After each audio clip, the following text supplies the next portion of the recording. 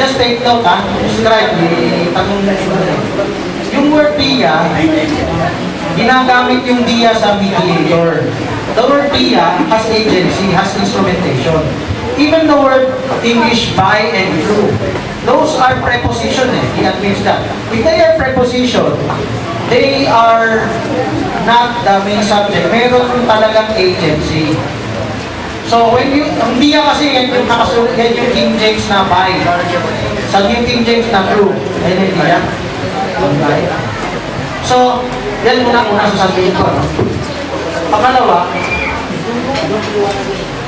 wala namang contradiction kung may intelligent design o may reason for creation, then naganap yung creation. Kasi that's prophecy eh. Even prophecy is like that. Hindi pa siya nangyayari, pero God spoke of it as though it is finished. 1 Peter ba yan? 1:21 o 22 o 2 Peter. By the words of God was the world's made. Was the world's made. God spoke and it happened. In Genesis, you can read that. Let there be. God spoke and it happened. Verse 6, Revelation 4:11. Pag nairoon na, ayun ako sa prospect. So, if by the words of God, then there is no cause. You know, ang kagandahan, malawak siya. Of course, ditugtungan na lang ni John. Bakit gagawa si John ng ibang meaning? Ginamit na nga niya yung term ng Greeks eh. Dahil yun ang naintindihan ng Greeks. Hindi na siya maglalagay sa Bible, I'm gonna use this word, but I'm gonna give another definition. There is no contradiction if yung meaning niya na reason ay nagkaroon ng persona. Hindi, the word was made flesh eh. So that's the fulfillment of the personification of the word, yung word. Manifestation of the word in a body, in a physical being. Walang contradiction yan. Maybe we think, parang yung meaning niya, kunwari, bagong meaning niya dyan, may persona siya. Mas mula noon, may persona. Actually, hindi contradiction kung the word was made flesh. There was a point in time that he came into being. So, sabi sa Hebrews 1, 5 na yun, when he bringeth forth the Son into the world. So, when he bringeth forth the Son into the world, how about before that time? He was in the Father as the Word of God. When He came out, then let all the angels of God worship Him. So it's not parang eternally, it was there from the beginning. Why will God say that if He was already there in the beginning? Was there a time He was not being worshipped? If He was there in the beginning, were the angels ignoring Him? No, because there was a time He was the Word of God, hidden in prophecy, hidden in His Word, even in the Old Testament. Like the oras ko, matakbo ng Old Testament. Let's talk about Creator. Creator na pala. 6 minutes? Anak ko, hindi. Okay. Dito pa rin. Dito tayo sa let's open our Bibles, no? Let's open our Bibles to Isaiah 44:24. Maraming verse, hindi ko maubos. Maraming verse dito, pero kung meron kayong copy dito, devotional time nito. Yung mga verse dito. Mag-growing kayo. Thus said the Lord, thy Redeemer, and He that formed thee from the womb. I am the Lord that maketh all things. Creator, no? That stretcheth forth the heavens alone, that spreadeth abroad the earth by myself. Okay, Trinitarian scholars will explain this away by saying, when you read singular, they are three. Parang language has lost its meaning. Of course, they're not just saying one Lord, one God is one, God is collective, no? Bakit ito, dadamay nila yung mga pronoun na to. Dadamay yung mga pronoun na yan. That's figurative sa one. One in nature. Myself, masyado malinaw. Pero I'm gonna talk about Jesus Christ also being the Creator. Let's put it in the proper context. Because maraming scripture, siya lang mag-isa eh. One creator. Okay? How does Jesus Christ fit in as the co-creator of God? Jesus Christ fits in as the co-creator of God, bringing us into His image. May let us make man in our image. Let us make man. May dalawang argument dito, papakita ko yung dalawa kung may oras. In our image. So, kunin ko muna, pero bibigyan naman to, may walang problema kung kunin ko sa muna. Paliwanag ng manalista at mga wanista. This is plural, so they say, there are three of them. But when you read the next verse, so God created man in His own image, male and female, created him. Okay, this is plural. So, there's supposed to be plural creator now. But is it possible you spoke of doing something, but not everyone is doing it, or they're not all equally? There is. Dahil may ilang oras ko na. Daniel 3 minutes. Daniel 2:36.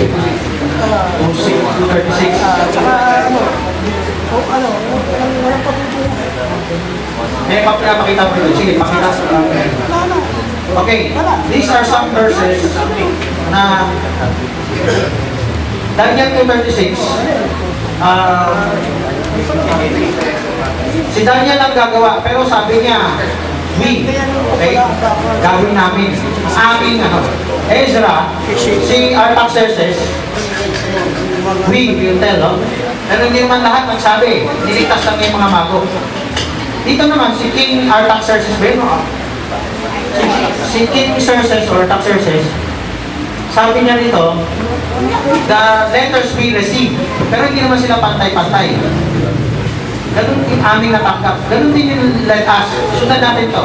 Dito sa let us, God used a plural, may kausap siya. Pero when God did the creating, singular na. Kailangan plural din ito to have consistency sa interpretation ng Trinitarians. Take note wala na oras. Trinitarians just came around in the 3rd century. Before the 3rd century, minority lang sila. Okay? Wala tayong oras para sa history. Ito, singular. Singular. So, how does Jesus Christ fit the picture? Can Jesus Christ be in us? Making of a new man. Making of a new man. May oras ko, pero gusto ko pakita sa Isaiah 6. God used the word us. Who will go for us? Sino kasama dyan? Kasama si Isaiah dyan. Kasama rin yung nakita ni Isaiah, yung angels. Nakita ni Isaiah yung mga angels covering God, hovering over. So, if God can say who will go for us, then God can use a pronoun that includes His creation. That's for the first application niya. The second application niya, if I have another extra time. Jesus Christ is a co-creator of God through, as the object of preposition, yung binasa ko kanina.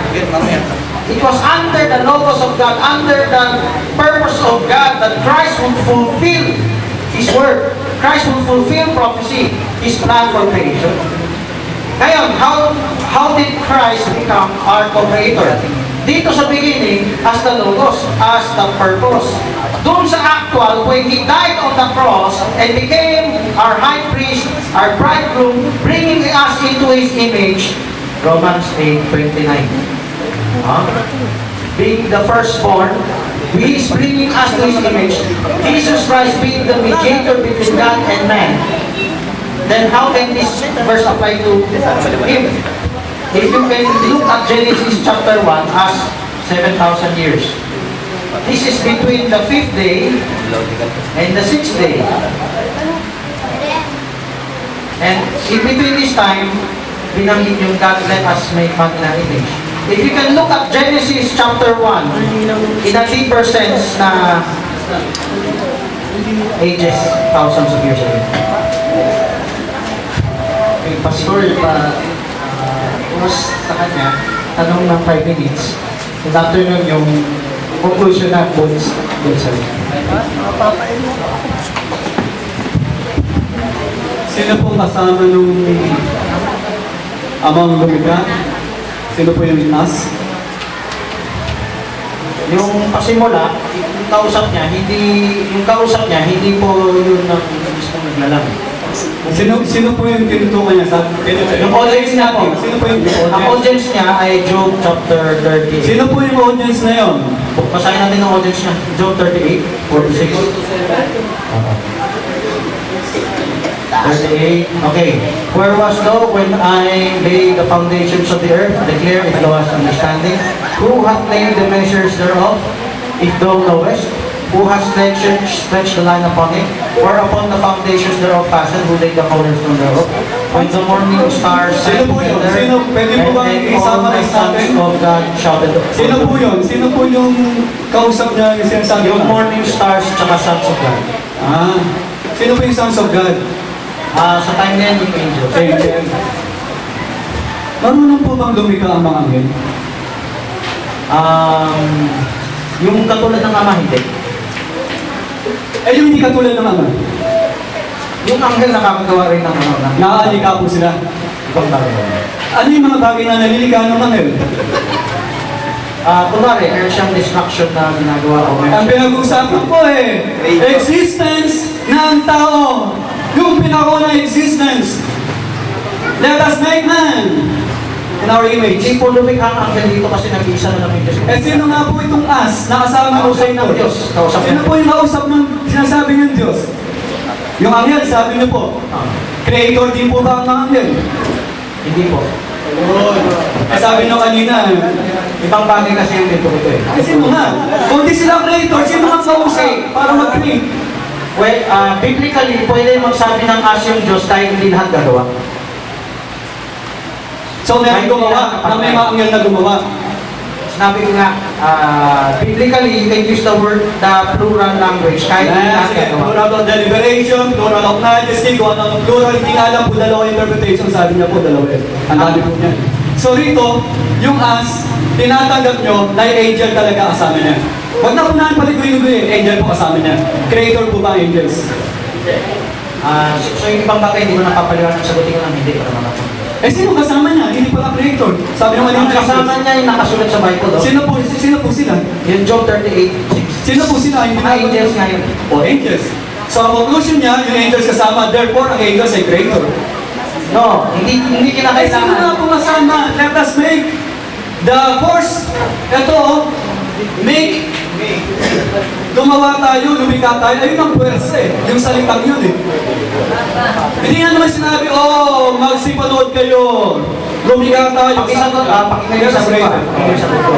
Sabi ko kanina kung pinapakinggan niyo, pwede magsalita sa Biblia ng lengguwahe, gawin natin, pero hindi lahat gagawa. Katulad ni Daniel. Okay. Katulad ng dinan dito sa Isaiah 9:6. Okay? Sinundan mo lang naman po yung sinabi nyo, sino pong kasama gumawa? Hindi po lumalang ang anghel Hindi, dito dito. pa lang po tayo. Sino pong kasama gumawa? As audience niya, pwede niya sabihin niya. Pero, ang participation niya as audience. Sabi, lumikha. Hindi sinabi, audience, manood kayo. Lumikha tayo. Lalangin natin. Nag-invite siya, mag-great act of creation na lang invitation. Creation eh. So, sagot, contradictory po sa Bible, sabi niya siya lang mag-isa. Tapos yung pala, marami palang gumagawa. Contradictory po sa Bible. Time na. Okay, dito na lang ang mag-conclude. Let us make man in our image. Likain natin ang tao ayon sa ating wangis. The invitation is not just to witness the creation. Klaro yan. Hindi nag-aanyaya ang Ama, ang Creator na manood kayo kung paano ako lumikha. Ang puwersa ng salita, pagdilikha.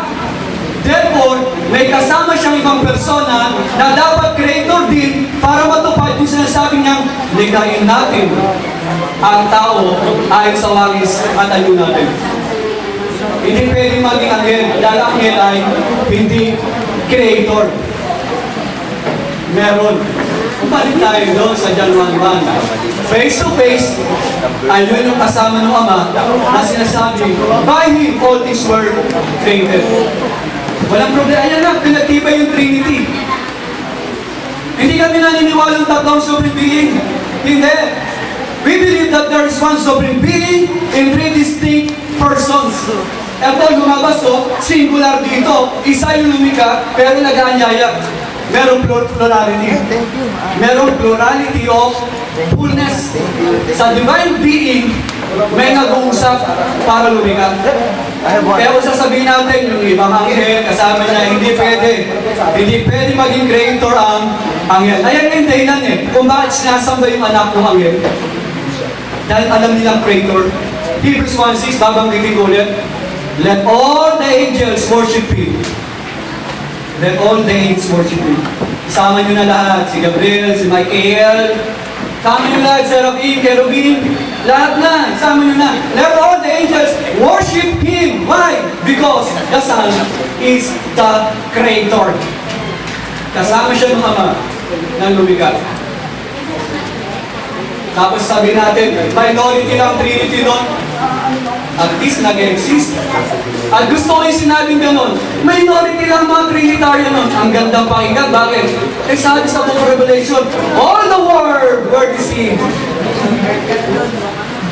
Diba? Makita yung dandaan ng katotohanan. Ang sarap pakinggan.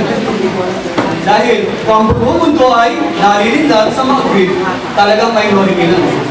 So hindi pwedeng argument yan, konti lang sila, kahit isa. Kung totoo, okay pa rin yun. Hindi lang sabihin, minority, majority. So muli, hindi pa sa interpretasyon na kasama ng creator ito anghel. Hindi pwede. Kung anong gawin yung exegesis, the force is in His word. Let us make angels cannot be creator. Dahil sila mismo ay mga nilikha. Sila mismo ay mga nilalang. Tapos sasabihin pa, after our image. So, Elohim created man in His own image. Image nun eh. Yung kagandahan na napunta sa atin, image ng creator. Sana malinaw po sa inyo yun. Bagsak at ng interpretasyon, marami yan, hindi lang po dalawa. Plural of deliberation, nag-uusap lang sila, plural of ano, ngayon, sabi na, ay kasama yung mga halaman. Paano nangyari yun? Hindi pwede. Any creature, any creation cannot be a creator. At dito, ang invitation, gumawa tayo. Hindi pwedeng imbitahan gumawa. Ang hindi pwedeng gumawa. At imposibleng gumawa. Hindi uura po yung interpretasyon na anghel. So muli, John 1:1, lalo na to, nagpapatibay yan na yung anak ay creator. At pagdating sa Hebrews 1, makikita nyo na naman kung bakit siya dapat sambahin. At may ibang isa din yan, bakit? Creator siya, kaya may iba't ibang trono. Hindi isang trono, thrones. Dahil may kasama naman Sa Hebrew, lumikha. Na dapat natin sambahin lahat. tanongin mo kung may tanong sa akin.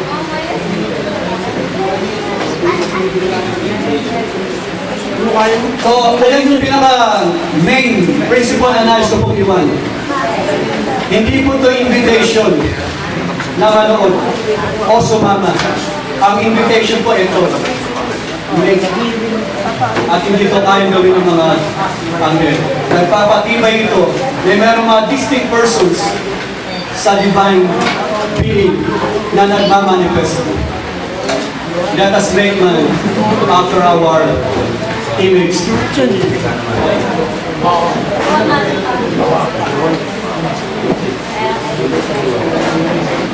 Okay, Francis, last 5 minutes na to. Pagkatapos po nila, yung audience, magkaroon tayo audience participation in 15 minutes. Pwede kayo magtanong, both sides kay Brother Francis, kay Pastor Mandy.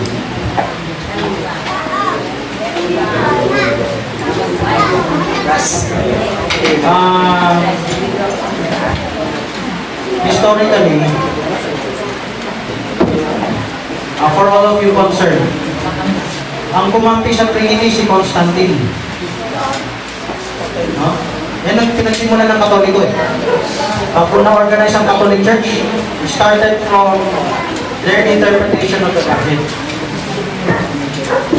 Sa 2nd century, ginagawa nila another person yung word.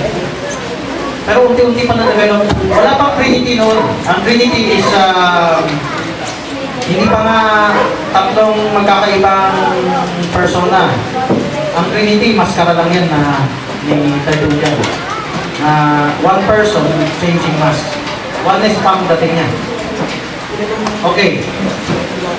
So historically, Trinity it is really minority. Pero yan yung nag-take over sa Dark Ages. Okay? Which is the Catholic Church. Let's go to let us make man.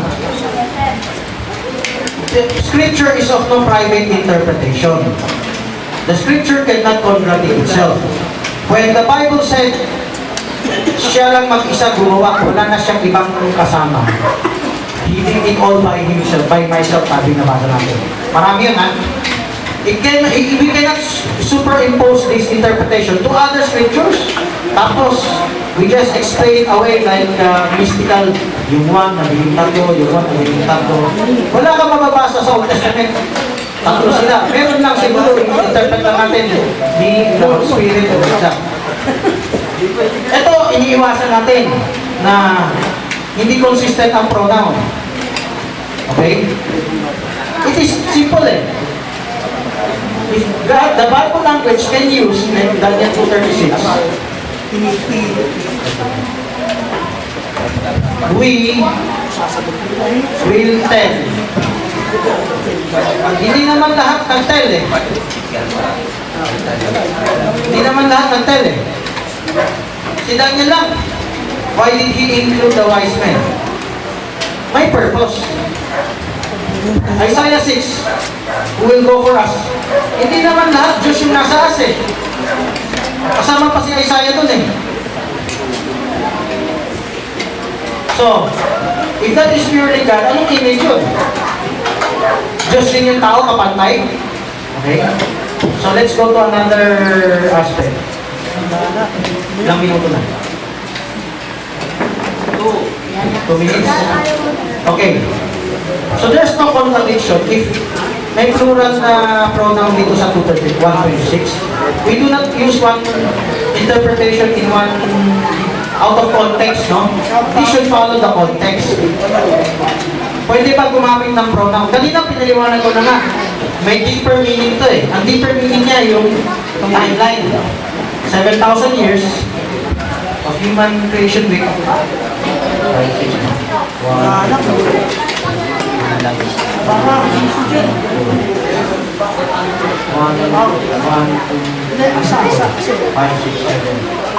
So 7,000 years to the millennium. Perfect na perfect into si Jesus Christ. Bringing us into His image. Because the man that will be created like Jesus, he is not perfect in the image of God. He will fall. He is weak. But yung man created in the image of God talaga, through Jesus Christ, ay in this redemption, regeneration. That was the hidden plan long ago. Colossians 1:18, firstborn from the dead. Colossians 1:15, firstborn of all creation, in the image of God, who being the image of the invisible God, the firstborn of all creation. How did he become the firstborn? Because of this, not doon sa umpisa. Kasi it's a fallen creation. You look at this whole 1,000 years, 7,000 years, in Isaiah 66, God speaks of it as one creation. He creates new heaven and new earth. Okay, so kanina lang yung mag-handle mga kapatid, no? Palagpakan muna natin ang Panginoon. Hindi kayo makapalak.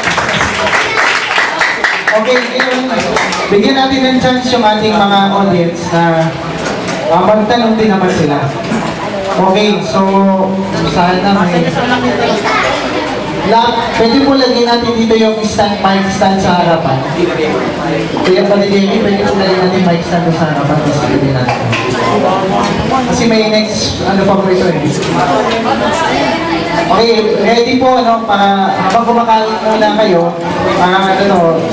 question doon sa mga nag-present. Yung mga audience natin. Saglit lang, saglit. Lalagyan natin sa harapan.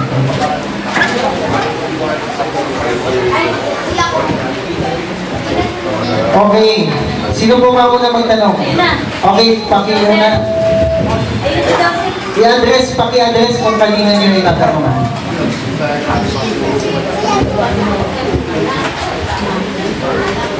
Yung tanong ko po para kay Pastor Marvin.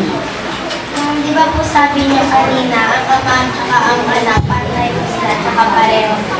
Sila po talaga ang nag-create.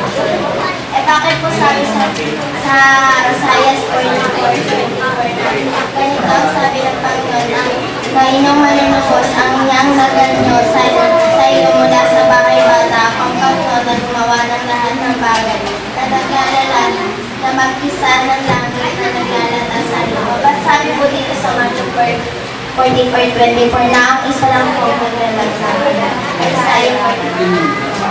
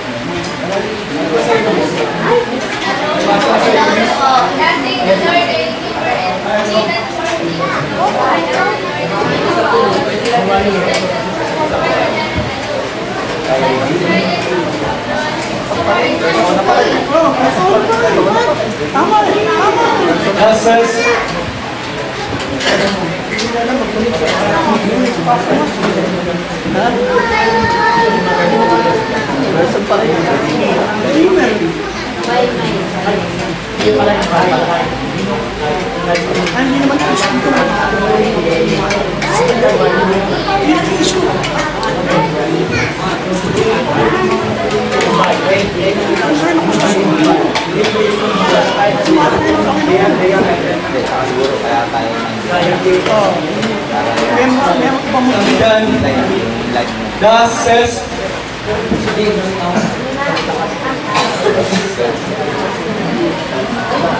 ito yung tetragamut ko.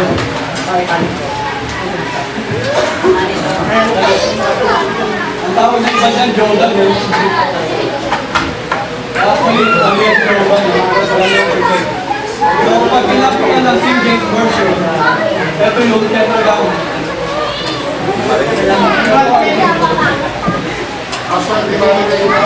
Hindi marinig. Ito yung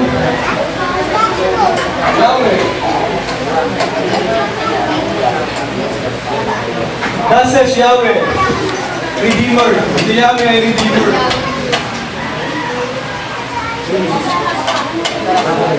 And He is that formed thee from the womb sa loob ng bahay bata sinapunan.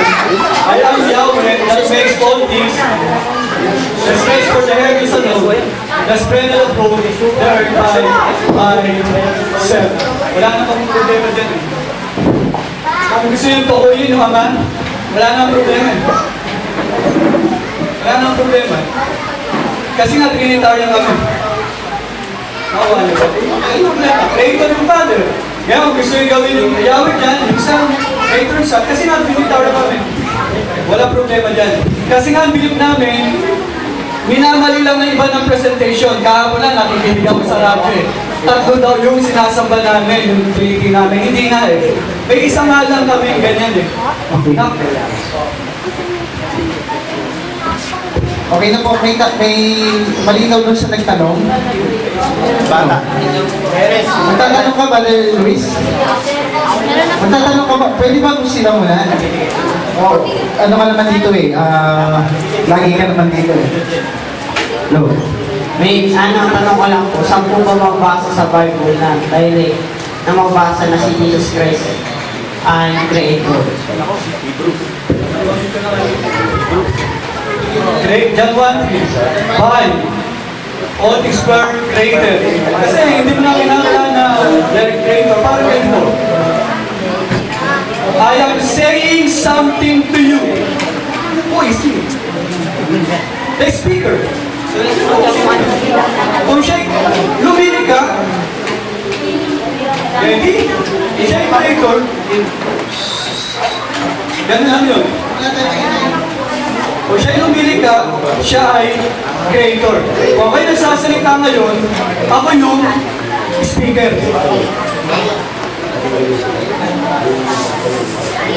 Pastor, tanong lang po. Kasi hindi po malinaw kanina sa akin yung Genesis 1:26 at saka yung Genesis 1:27. Nasabi niyo pa niyo po doon, nasabi niyo, let us make man in our image. Sabi mo doon. Kung sabi mo po na let us, na sila yung naglikha, kasama na po na si Jesus Christ, ano po, sa inyo. Kasama na po siya doon. Pero parang nag-contradict po siya sa Genesis 1:27 kasi sabi doon, his lang, mag-isa lang po siya eh. Opo, sa verse 27, pakipaliwanag lang po, Pastor. Balik na naman tayo. Ito binig namin. May isa, kaya naging singular yung verse 27. Isa nga lang eh. Sa verse 26, ito, may kasama. Creator sila, isa eh. May isang supreme being ng binig namin. Kaya yung verse 27, singular, kasi na may isang supreme being. Nag-manifest, iba yung anak sa ama. So ito yung nag-usap, likain natin. Ito yung lumika yung supreme being.